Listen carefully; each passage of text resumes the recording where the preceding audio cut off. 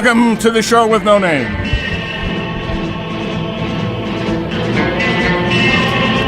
Election day coming up. Today is November 3rd, 2014. We're on for 2 hours today, as we always are on Monday, except when we're not.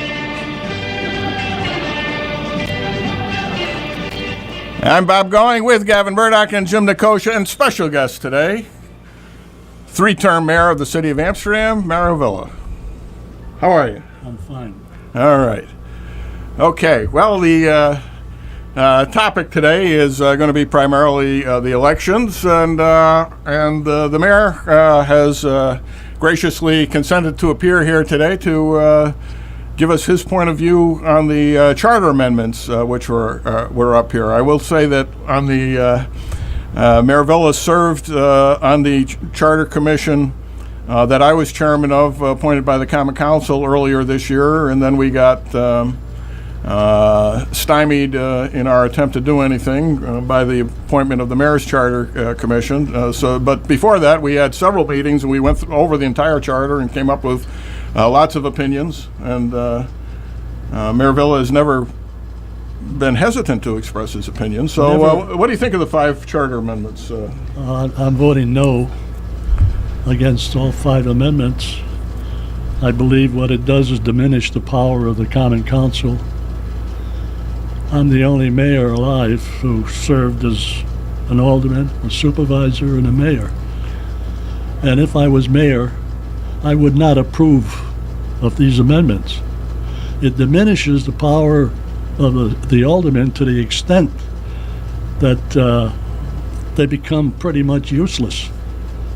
And the mayor keeps talking about separation, and to me it looks like a divorce rather than a separation. Yeah. Amendment number 1 contains 2 provisions, one of which we as our Charter Commission totally agreed with, which was to have the legislative body have their own chair of the meetings. Correct. And we had a very bipartisan approval of that, but we also decided among ourselves that we would not put such a provision on the ballot unless the mayor was for it, because we didn't want to make it look like we're just picking on the mayor, exactly. This mayor, with respect to her chairing the meetings. And we put out feelers about that, and her Charter Commission comes up with the same provision. However, Part 2, the mayor can appoint anybody he or she wants to be deputy mayor as long as they're 18, a citizen, and live in the city of Amsterdam. I think the word she used was designate. Yeah, designate is right, at her will. That's different than appointment. Yeah, and it's without approval of the Common Council or anybody else. Apparently. It doesn't. Yeah. I don't know that for sure. Oh, yeah, no, that's for sure. Yeah. Okay. Yeah. But there's one more thing I'd like to add regarding the group that I had the privilege of serving with you as the chairman, and that was that we were unanimous in a thought that we were not there to diminish the power of the mayor. That's right. And we made that very clear, that we were not there to, in any way, shape, or form, diminish the power of the mayor. What we wanted to do was, personally, I wanted to make sure that the debacle that occurred regarding a golf course never happens again. Right. And that the council would choose the deputy mayor as to chair the meetings. Right. And I was all for it. And as I said in the paper, I dreaded Common Council meetings. But when they coupled that when you were mayor, you mean? With the designation of a deputy mayor, I was compelled to vote against something that I really and truly thought was for the benefit of the city. Right. The mayor becomes a target. It's dart. You know, they throw darts at you. You're a target, and that could be avoided by having the deputy mayor chair the meetings. That's right. Now, the mayor wants to appoint a deputy mayor. That diminishes the powers of the council. Yep. I just if you're going to have somebody step in for the mayor when the mayor is not available, or the mayor leaves office or moves out of town, or God forbid dies or is incapacitated, you want that to be an elected person. You don't want it to be somebody she pulls out of a hat after the election. Even if it is that sort of person, you want it to be someone who has the advice and consent of the Common Council to take that position. And what this provision does is it allows the mayor to appoint absolutely anybody, somebody with no qualifications whatsoever, to be the mayor in the absence of the mayor. You could run for mayor, get elected, take your oath of office, appoint a deputy mayor 2 minutes into your term, resign, and all of a sudden this person that nobody voted for is the mayor of the city. I don't mean you personally. I mean, figuratively.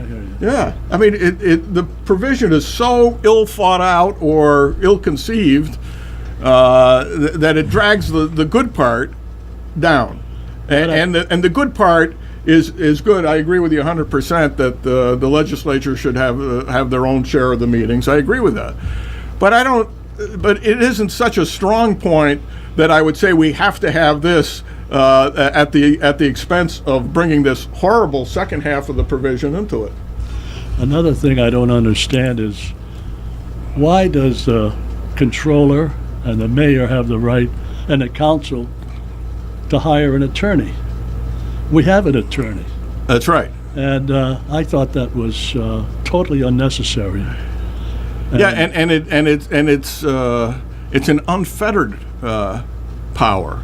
In other words, there was some disagreement, and rightfully so, when that lawsuit involving the golf pro went into effect. When the mayor just went out and hired an attorney and charged it against the city, exactly, and expected the alderman to approve payment with a limitless amount. And that's the provision in 3 or 4 of the, I forget which amendment, either 3 or 4, that's kind of snuck in there that you wouldn't even know about if you were just reading the synopsis that's on the ballot. That's a terrible provision. All these provisions in here that allow even the Common Council, but the mayor of the Common Council, the controller, to spend money without it ever being budgeted or appropriated is absolutely, probably illegal under state law, but absolutely atrocious way to conduct government. Well, the first thought I had when I read that was that we might become the first city in upstate New York to become known as the tort city of upstate New York. I mean, this is absolutely ludicrous. Yeah. And so far as the mayor and corporation council having control virtually of their own salaries, I would like to hear from a businessman out there who has the courage to call up and say the same thing I'm thinking. It's absolutely out of the question, and it's just. I think Mr. Duchessis said it regarding one, that it seems that this charter revision has been aimed at personalities rather than what is in the benefit of the city of Amsterdam. Absolutely. And I'll tell you another thing, Bob. When the mayor chose to hire an attorney after being voted 5-0, right, in effect, she insulted the constituents of 5 aldermen. Sure. Now, the aldermen, I don't care who the mayor is, the aldermen have a better pulse of their constituents than any mayor, regardless who it is that's serving. And when you turn down, not only do you fight them, you hire an attorney, you force the council to hire an attorney. You know, that should have been nipped in that whole lawsuit should have been nipped in the bud by the Common Council, saying, no, we're not paying for your attorney, period. You know, there was never a resolution before the council to transfer funds to do that, and they just went out and spent it without any limitation whatsoever. My understanding is that the attorney for the mayor never sent a bill to the city. I don't know how true that is, but is that possible? I don't well, Pro bono? let me tell you, they teach you two things the first week of law school. Always bill your clients. That number one. Number two, get your money up front. And number three, any settlement has to be evenly divisible by 3. They didn't know Joe Jacobs, obviously. Yeah. So I don't know if there's any truth to that at all. But I don't know. I've never heard that. Bob, I'd like to close by telling a Close. people You just got here. that I think, in all honesty, people should vote this no all the way, all 5 of them. Right. I mean, even the good part of it, Right. because it's coupled with things that are detrimental to the Right. powers and duties of the council. And they get worse as the provisions Yes. as you start Right. adding them up. And Yeah. the worst one is the 5th one. Right. The Right. 4th and 5th. Right. The 3rd, 4th, and 5th. So there you go. We have a call here. We'll see what it's about. This is we had a call. Okay, I guess I got tired of waiting for me. All right. Just as soon you hold your calls anyway, folks. Provision number 2 is not a killer, but that's the one that adds 2 aldermen at large. It sounds like it's, as Mayor DeChesney says, it's aimed at the personalities. The mayor doesn't like the 5 aldermen who are there, so let's try to get 2 more, and maybe we can balance it out a little bit. And B, you're not starting from scratch here. If you're starting from scratch, it's not a crazy provision. But why at this point? We've had 5 aldermen for 30 some years now, 35 years. I don't see the point of changing it such. I don't see that it would add that much to the way we do business. Diane. Yeah. Well, according to my sources, you're correct. The council attorney, the council's attorney. Council's attorney never submitted. Council attorneys never submitted a bill. Really? Yeah. How do you like that? Of course, he lost.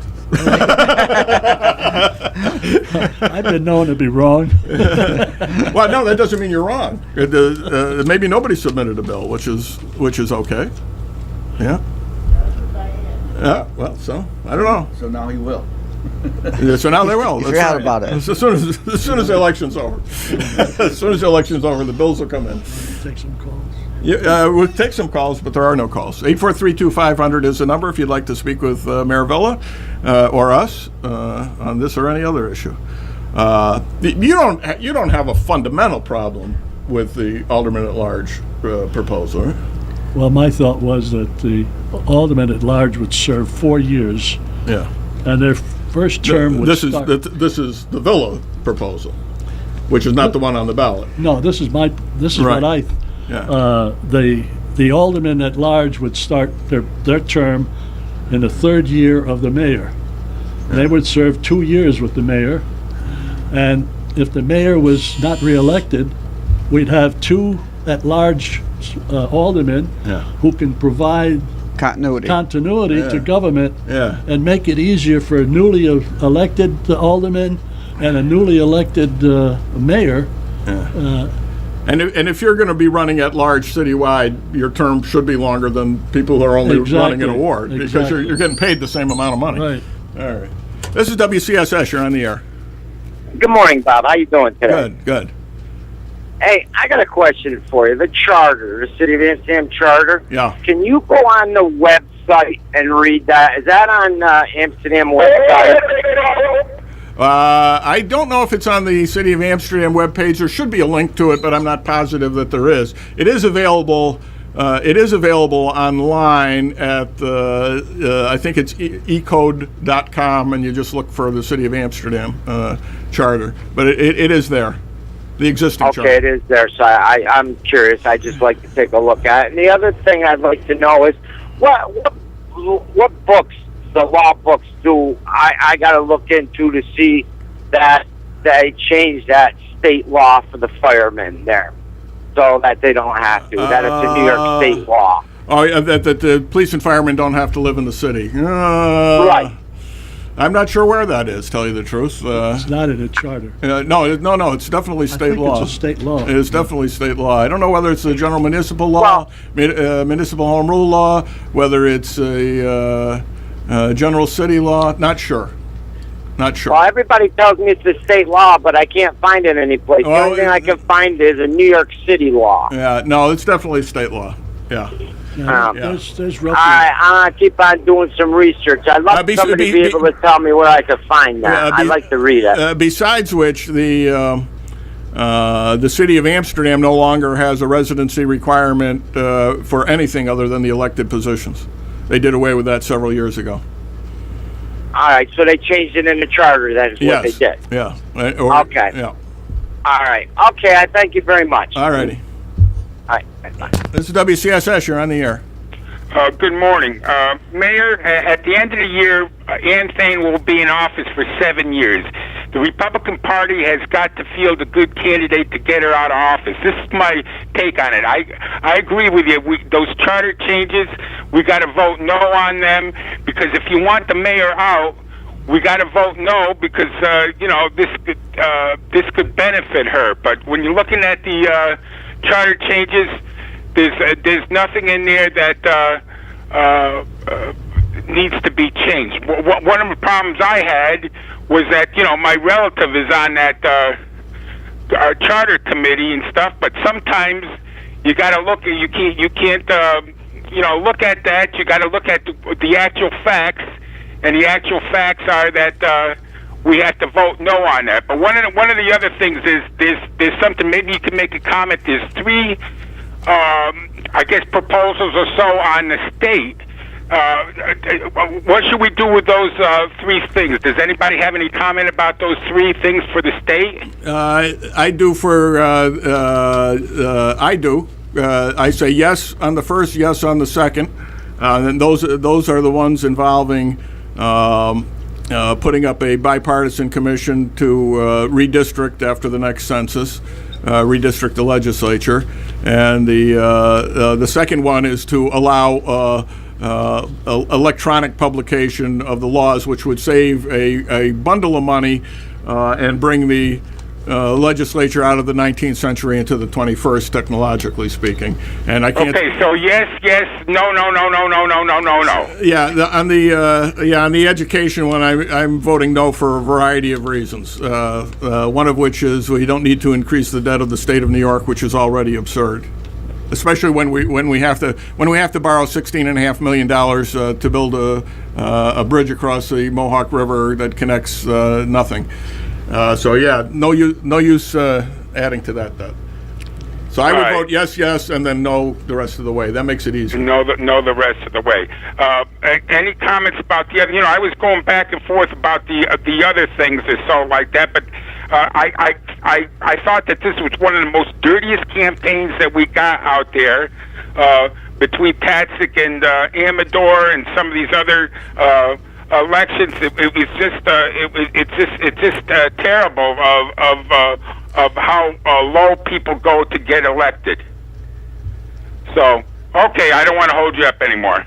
Okay, thanks, Chet. All right, bye. This is WCSS. You're on the air. Bob, this is Michael. Yes, Michael.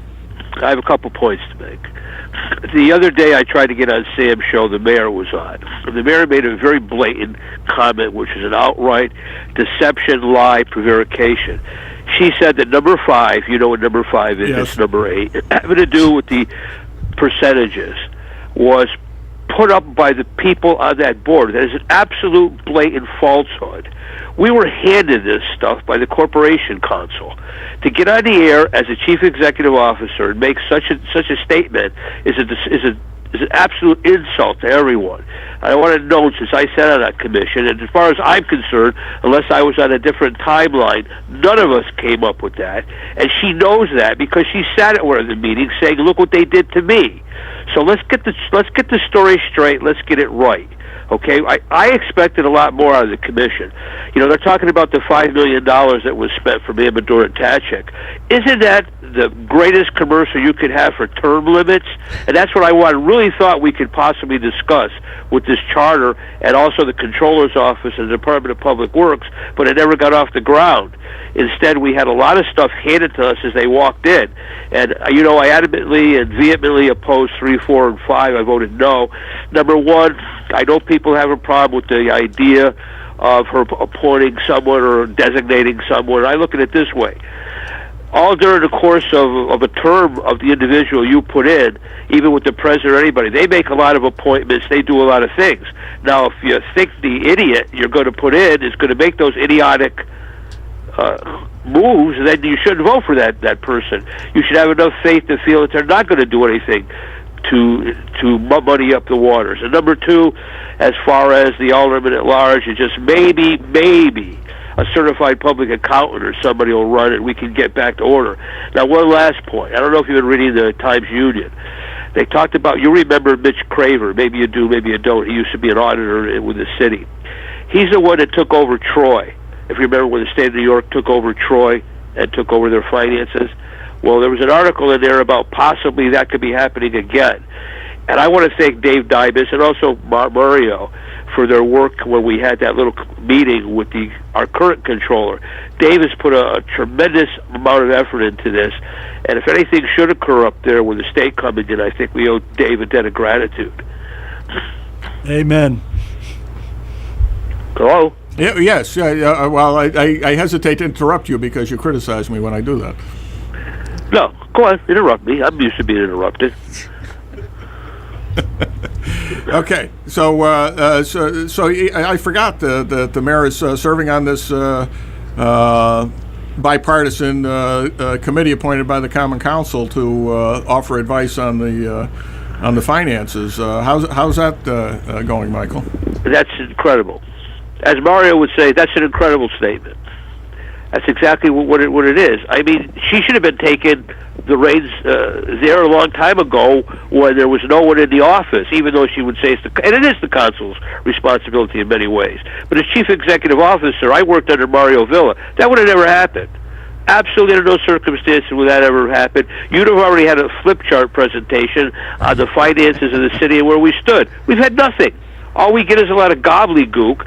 There's an AUD that's been filed, which they go out here and say, well, a lot of this is wrong, but we want money. I mean, that's outrageous to make statements like that. Hopefully we can get our finances back in order. We can get moving. There's a lot that has to be done here. There's a lot that could be done here. You know, that's why I absolutely adamantly believe in term limits. Get the dimwits out as fast as you can. That's what I say. And also in the county, the scoundrels that pulled that stipend nonsense, and also everything else that's in there, which you wouldn't even believe, as far as the buckets they're calling it, that they were giving away. I mean, this is absurd. We don't have a handle on our government. Of course, one of the reasons is we need somebody to get in there and do some announcing to the public on what's going on, because they don't know. They don't have the time to know. You assume your elected officials are doing something to benefit of what has to happen here, and I don't see it. No, I caused enough. I think that was controversial enough. Yeah. Bob, it's hard to hear you. Yes. Okay, I'm sorry. I'll try to speak louder. Bob, you're fading out. Anyway, Mayor Villa, as long as we have you here, you kind of knew how much money you were spending on your different line items as the year went by, didn't you? Absolutely. Yeah. I'd like to just expand on what Michael said about Dave Dybus. I'm hoping that the recorder will print the information that Dave put together regarding the 212 annual update document. It was incredible, and I'm confident that as a result of this letter that Dave put together and gave a copy to Michael and myself, I'm confident that the state of New York is going to act on it. In effect, David challenged Mr. DiNapoli, the New York State Comptroller, to do so. And he pointed out errors in that audit that were pretty significant. And Dave deserves a great deal of credit for the work that he did, and I applaud him. Is this something you guys are able to discuss publicly at this time, or are you holding off for another time to do that? Michael? Well, I don't know if the state of New York even read the report, so I would assume that I would wait for Dave to take the lead on that. Exactly. Yeah. Michael, any thoughts? Yeah, I would think might want to do something real wild, Bob, because you're noted for not doing too many wild things. Why don't you ask Mr. Mitchell to come on your program? Where would we find Mr. Mitchell? I don't know. I have no clue. I'm sure somebody knows where he lives. I mean, they must have sent him a check or did whatever they had to do.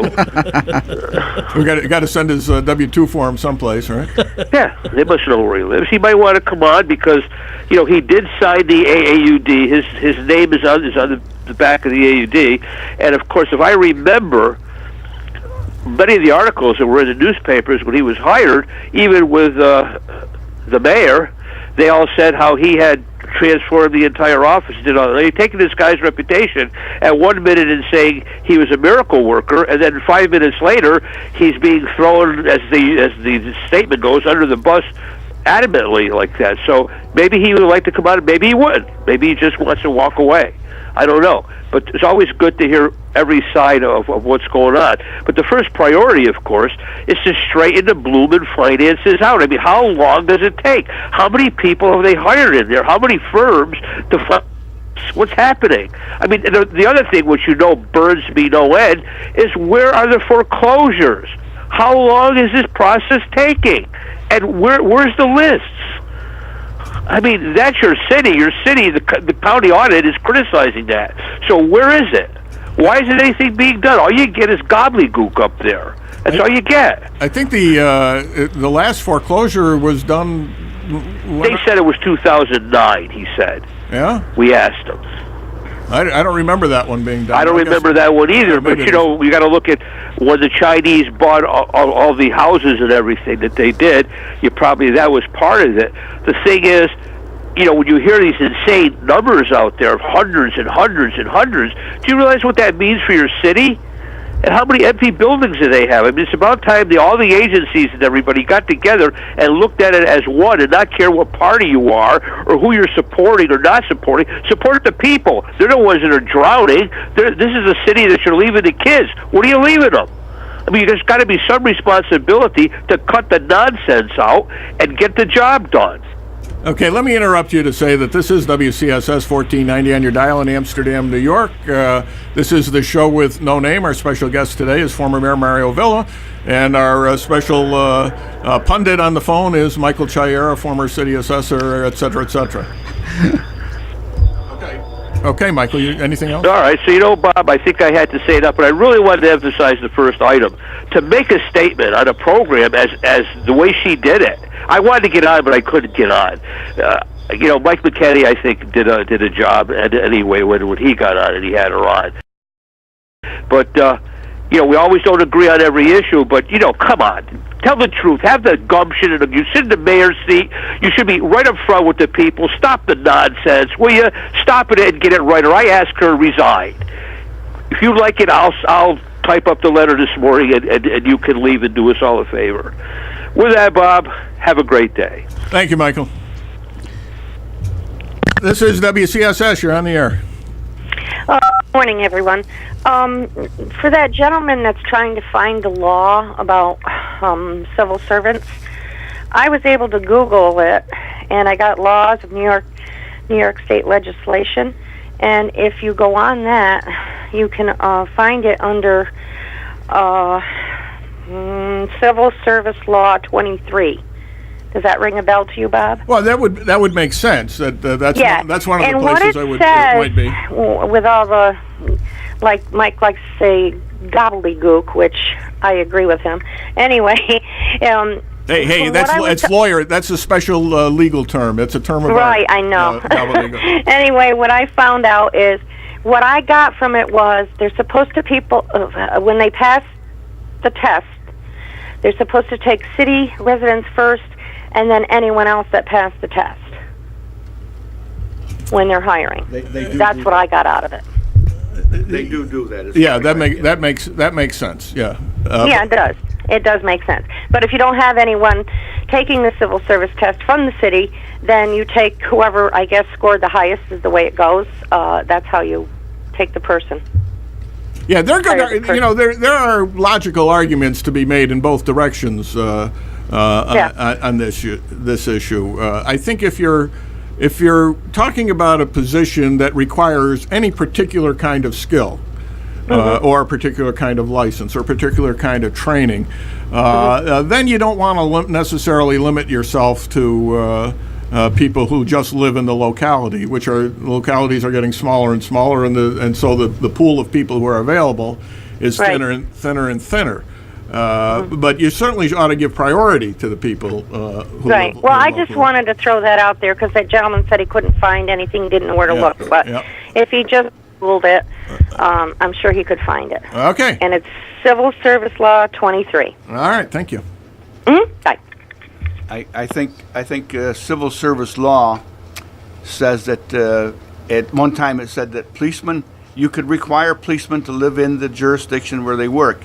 The firemen could live in the jurisdictions outside of where they live, like surrounding counties and within so many miles. Whether that has changed in the last couple of years, I'm not sure. But I know I looked into it at one time when I was alderman, and the civil service law said that you can designate policemen have to live in the city, and the Department of Public Works people have to live in the city. If you designate that, then that's the law.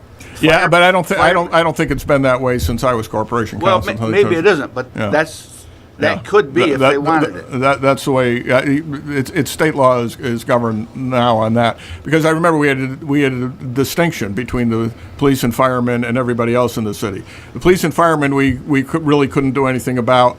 But the rest of the employees, we just ignored what the law was.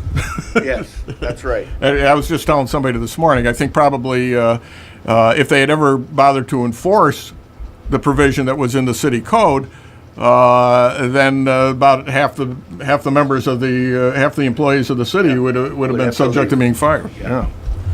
All right, another call. This is WCSS. You're on the air. Good morning, Bob. Good morning, Mayor. Good morning, Jim. Good morning, Gavin. Good morning, Michael. Hey, Mike Michael, I was out of town most of last week when you kept leaving all those calls for me, so don't think I was ignoring you. I was just not answering you. Oh, okay. Well, I wanted to let you know that somebody gave me a winning lottery ticket. I was going to share it with you, but I already spent the money. Sorry. That's quite all right. But seriously, there's a lot of brain power in your studio this morning, and I compliment each and every one of you for your wisdom and your knowledge on things of the day. Mayor, it's interesting. It's interesting what a generation can do in city government. I compliment you by the fact that, when you were mayor, if one of the city employees went on vacation in Australia, somehow you knew what coffee shop they were in and what they had for breakfast. This mayor, I think, has a difficult time finding her office. It's a shame. And Michael Chiara was absolutely correct. She lied through her teeth on the Sound Off program last week when I spoke. And lastly, I did write a letter to the editor, which was published Saturday, expressing my viewpoints on why I already voted by absentee ballot no on all 5 charter amendments. And Mario, I think you did, and Bob, both of you did an outstanding job so far this morning in elucidating your positions on it. And Mayor, I hope you stay on longer. I hope you don't leave the studio, because I'm really enjoying this, and I think it's educating the people who are listening to a large degree. And with that, I'll say adieu. Michael, you'll be happy to know that the mayor has chained himself to the soundboard here, and he's not going to leave unless he's dragged out of here by his toes. Well, just Bob, just hold the key in your pocket and don't give it up until noon. Okay. I'll see you guys later. Thank you, Bye-bye. Michael. This is WCSS. You're on the air. Good morning, Bob. Good morning, Mayor Villa. Good morning. This is Rich Iwanski calling. And Mayor Villa, I'd like to tell you that sometimes you don't miss what you had until it's gone. I had the honor of being a sergeant with the police department while you were mayor, and you were a strong mayor, but you were a fair mayor, and it was a pleasure to work under you. I was talking about the charter changes with a friend yesterday, and the Recorder article that mentioned the previous mayors and their positions. And I mentioned to my friend that one thing I remember about you, Mario, that I'll never forget was when my mother was in the hospital and she passed soon afterwards. You stopped in every single day and talked to her, and I remember talking to you. And I was telling my friend yesterday that I said, that's the kind of man that was a mayor, that was a strong mayor that we could respect. And God bless you. I'll never forget the kindness you did to my mother, and it was an honor to serve under you. Thank you. So I wish you the very best. And I know the people are going to do the right thing and see through this latest charade that the current mayor is trying to put over on everyone and vote these charter revision amendments down. And with that, I'll say good morning to you guys, and thank you for taking my call. Thank you, Sergeant. Thank you, Rich. Okay. Bye-bye. Okay. All right. You didn't always have the best of relationships with the different departments and the unions and such, but what Rich just said is what I hear a lot these days. Now that the day-to-day inevitable conflicts between the executive and the staff are out of the way. Looking back, even a lot of people who were, not your strongest supporters at the time respect the job you did for 12 years in the city. Yeah, but you can disagree without being disagreeable and mean about things, and that's not the case we have today. When you, my way of thinking is when you ignore 5 aldermen, you ignore their constituents. And it's a slap in the face to the people who put them in office. And as I said before, no one knows their constituents better than a mayor. Nobody. Better than the council members, I mean. They are the legislative body under a Republican form of government is the body that's closest to the people. Exactly. Yeah. This is WCSS. You're on the air. Hi. Mayor Villa, I'd like to give you some praise also. I remember the words you said to me 30 years ago. Clyde, we're going to do something for you we never did for anyone else. We're going to make 2 part-time positions a full-time position just for you. And I've been grateful ever since, Mayor Villa. I don't think I've ever had the opportunity of saying thank you, so I want to publicly say thank you right now. Well, thank you. Thank you, and God bless you, Mayor Villa. Thank you. And God bless you. This is WCSS. You're on the air. Good morning, gentlemen. Mayor Villa, I really wish that if it was possible that you could run for mayor again, because we need a savior for this city. And I really, truly believe that you could be the savior to save this city. We need a person like you. Just like Mr. Iwanski said, we need a person like you that really shows respect for everybody. You were fair, and I enjoyed when you were mayor, and I really wish that you would run again. That's all I have to say today. Thank you very much. Well, thank you. How about it? We got an announcement to make here?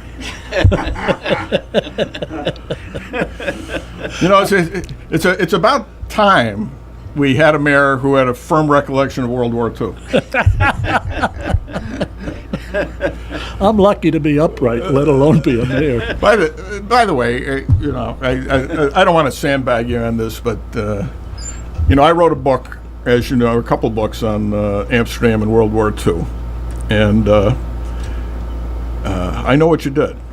Okay, and you've never really talked about it publicly. And I'm not going to talk about it now. Okay. But among other things, you were at Anzio, right? Yes. What was the unit? You were in the Texas? I was a combat engineer. In which? I specialized in deactivating personnel mines, and we served on the front lines with the infantry. What I've read about Anzio, which went on for several months, right? There was not a place you could hide on the Anzio beachhead that you weren't subject to some kind of bombardment from the Germans on the hills. Originally, one of their anti-tank weapons could reach the shore of Anzio. Yeah, they were that close. I think it was only about 8 or 9 miles. Yeah. Was that? I know some of I think the unit you were with had come over from Africa. Did you come over from Africa and Italy and Sicily No. in Italy, or did you just? Actually, where did they throw you in? Where were you when you first went into combat? I'd rather not talk about this. Tell you the truth, really. Well, no, I'm just No, kidding. really, truly. I don't want to get it. I'm not going to force you into details, but but you were young. You were a young man at the time. Yeah, I was 21. Yeah. I didn't have enough brains to come in out of the ring. I was too stupid to be scared. Yeah. And then you were part of the invasion of southern France also, right? Yes. Yeah. Did you go in on the first day on the 15th of Southern August? France, not Normandy. Right. Yeah. But that was a picnic, really. There was nothing to it. No, really and truly, there's nothing to that. The Free French had pretty much identified the minefields and everything else, so it was really easy for us. And I don't know of a single casualty, so we were very, very fortunate. Wow. Yeah. It was after the landing and things happened. Yeah. And I'd rather not go into it. Okay. Truthfully. All right. So we won't mention your Bronze Star for heroism, if you choose not to. Because I never heard you mention it until I asked you about it one day. And I asked you, where did you? Whoever told you something like that? Yeah, well, I found it in the recorder actually from years ago. From years ago. All right. Okay. Well, Veterans Day was coming up, so I thought I'd bring it up to honor you and everybody else who served in World War II and our other wars as well. This is WCSS. You're on the air. Hi there, young man. How are you? Compared to what? Never mind. Hi, Mario. Haven't talked to you in a long time. This is Dave Hughes. What would you please identify yourself? Oh, you guys don't know me yet? It's Dave. I haven't got Dave you Hughes. trained yet. Dave Hughes? Dave Hughes, okay. Right. I'm sorry. Anyway, I think I was I was a newsman for the station when Mario was in office, I think. No, sorry, it was after that. Anyway, is it okay to get toward the end of the program and change the subject a bit? Well, it's nowhere near the end of the program, but you can change. You can bring up any subject you like. Well, I just wanted to, in case he hadn't caught it, for Chet. Mondays in November, starting at 8 p.m., and they run generally through 6 a.m. TCM is running all classic silent movies. And tonight they're starting with Poor Little Rich Girl, 1921, Mary Pickford, followed by Clara Bow, guess what? Followed by the first Sadie Thompson tale, with Lionel Barrymore as the obsessed spiritualist. The studio thought they shouldn't make him a reverend, as he was in the book, in the play. And the hero is Raoul Walsh. I don't remember if that's before or after he had the eye patch. I think it's after. But anyway, just as a reminder for Chet, because he has called in a couple of times noting how much he likes the silence on Sunday nights. Well, now they're going to do it every Monday in November, starting at 8 p.m. on TCM. Also, I have found three of those nostalgia channels.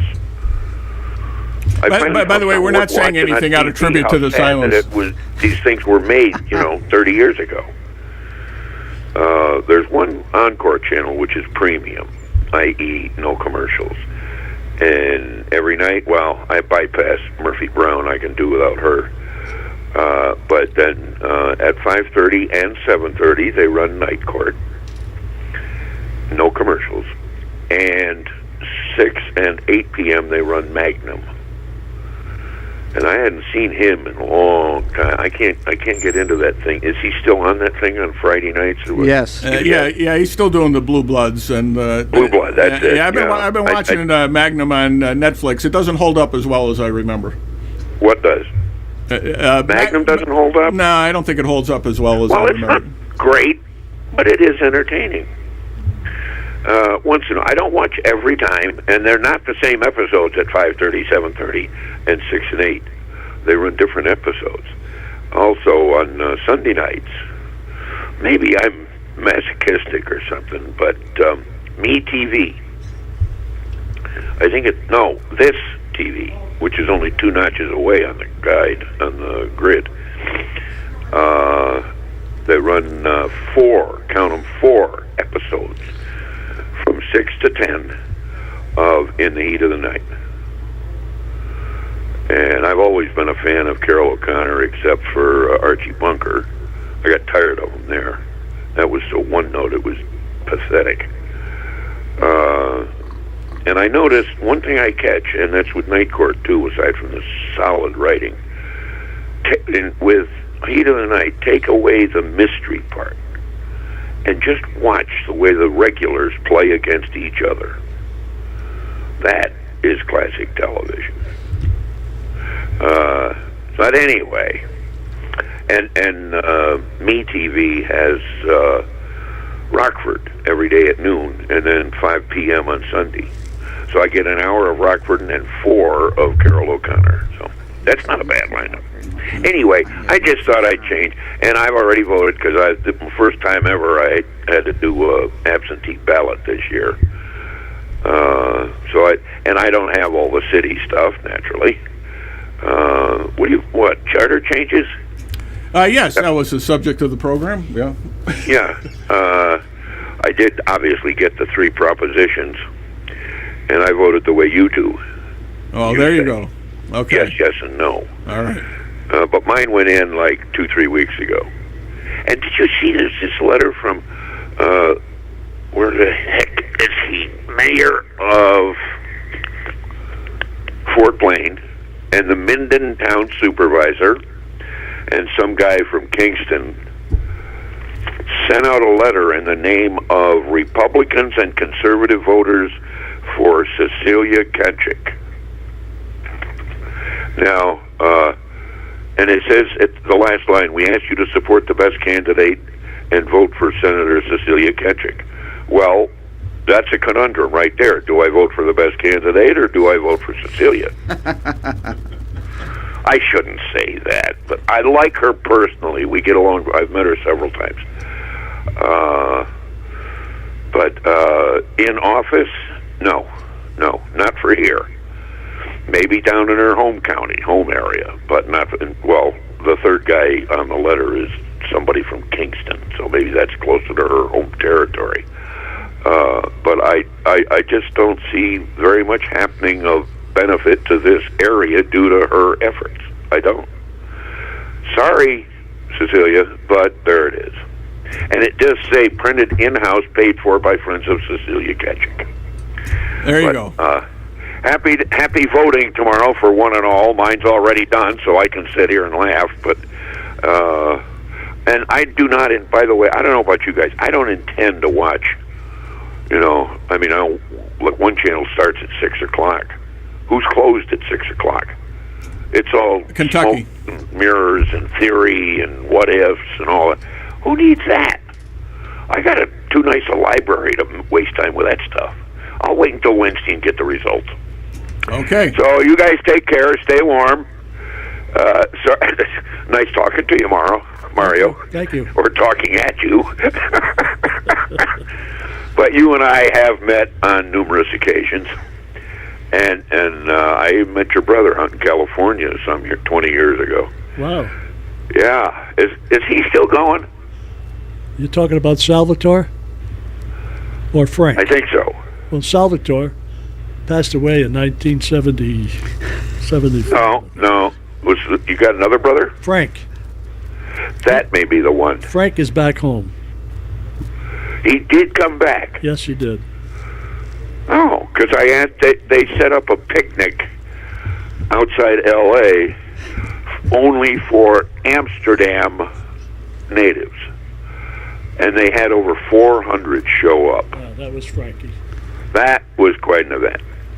Anyway, but that's where I met him. Anyway. Thank you. So have a good one. Yep. Stay warm. Enjoy tomorrow. Or Wednesday, as the case may be. We'll be talking at you again there, Robert. Okay, thanks, Dave. Take care. Bye-bye.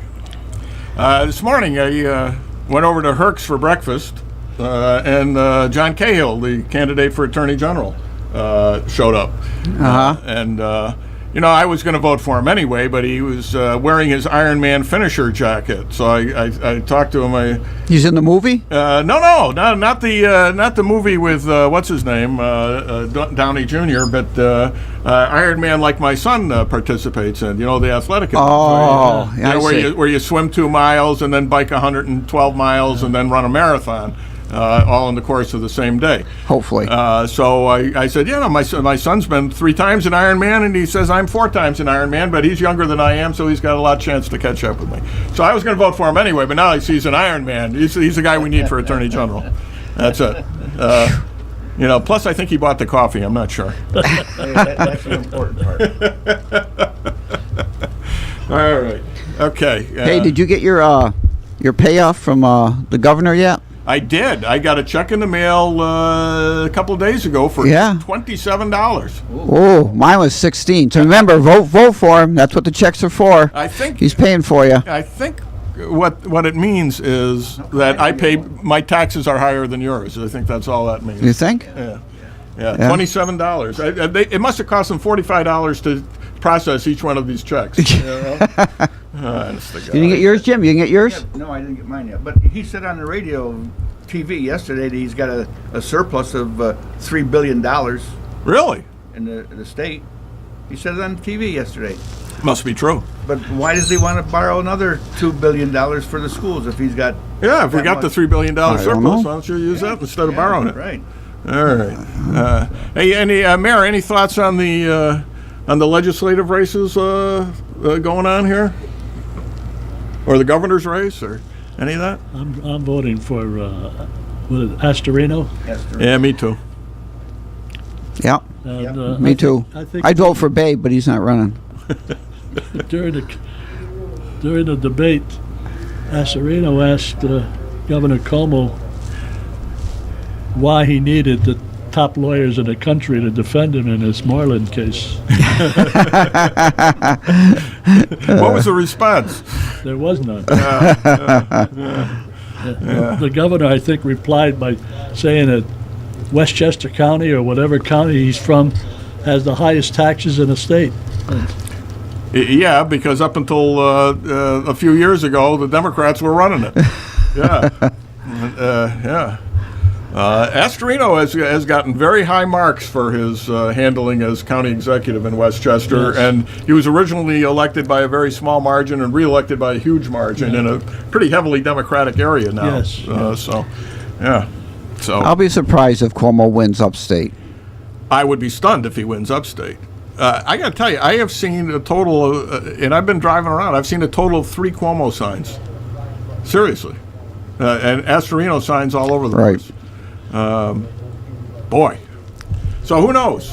Who knows? I understand, even in the Attorney General's race, there's only, the polls are only showing like a 4-point difference. I expect, all across the country, even here, I expect the Republicans to be voting enthusiastically this year.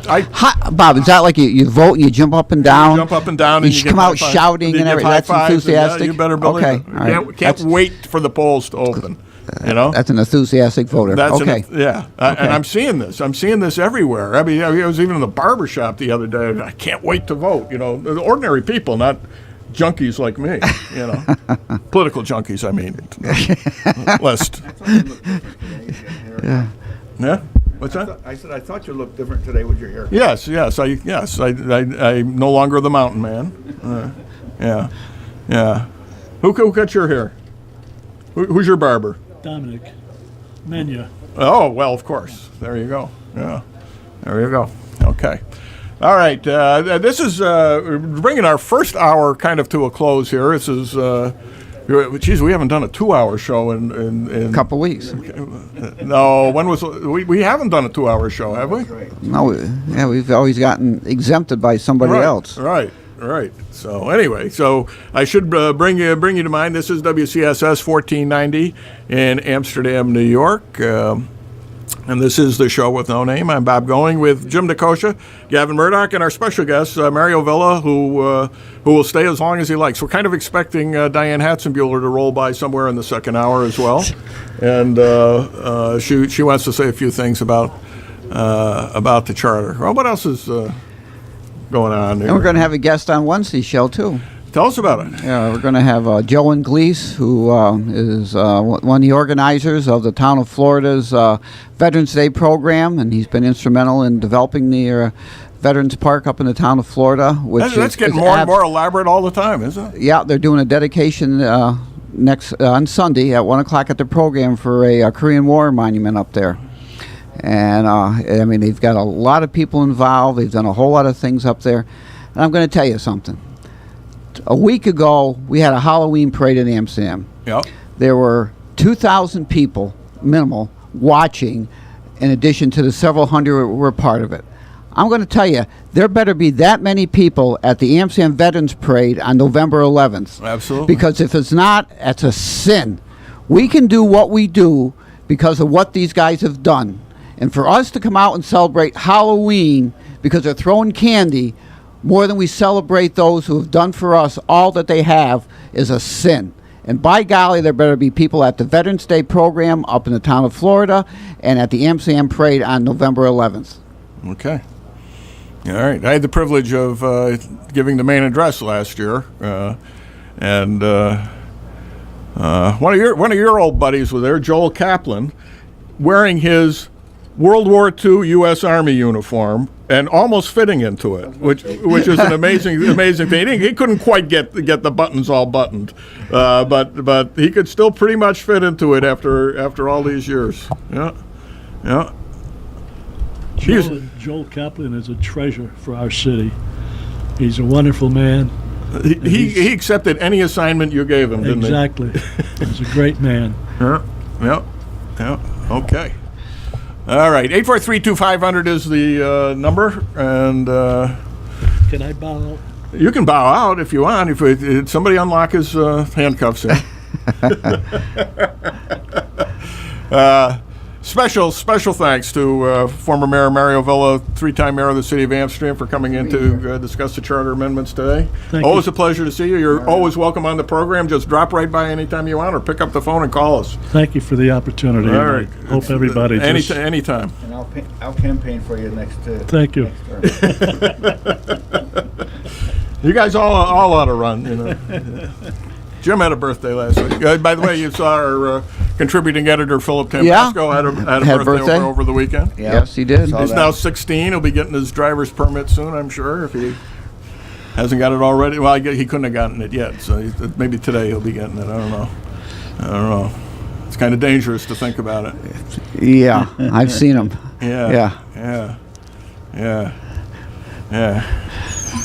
We got any Monday holidays coming up? He should be... you guys got next Monday off? No. School? We get Tuesday off for Veterans Day. You're doing it on the actual Veterans Day, not on the Monday? No. Okay. Yeah. What else? He gets Christmas vacation off. He can stop by. Yeah, he usually goes away for that. Jeepers. Okay. Maybe the day after Thanksgiving. Oh, no, we don't do Friday. Anymore. No, we're done. Mondays 10 to 12 and Wednesdays from 11 to 12. Wow. Okay. And they've got the schedule up there if you forget.